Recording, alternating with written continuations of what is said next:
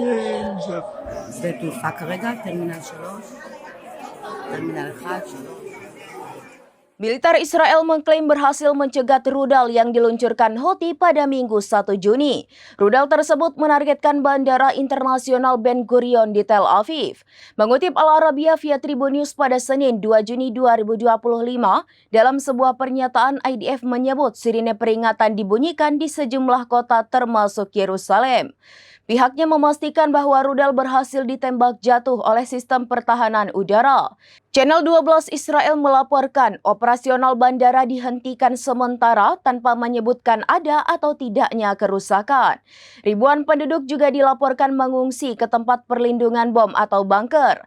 Namun demikian, klaim Israel bertolak belakang dengan Houthi yang mengatakan bahwa serangan rudalnya berhasil mengenai sasaran.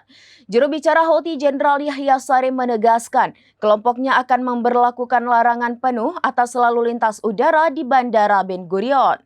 Maskapai penerbangan yang masih nekat terbang ke Tel Aviv diminta untuk mematuhi peringatan ini demi keselamatan penumpang.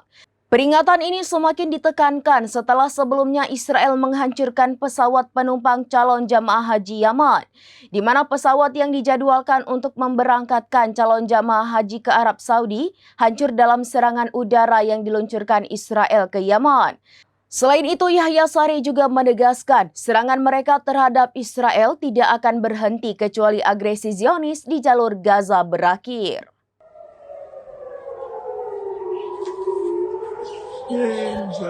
שדה תעופה כרגע, טרמינל 3, טרמינל 1, 3.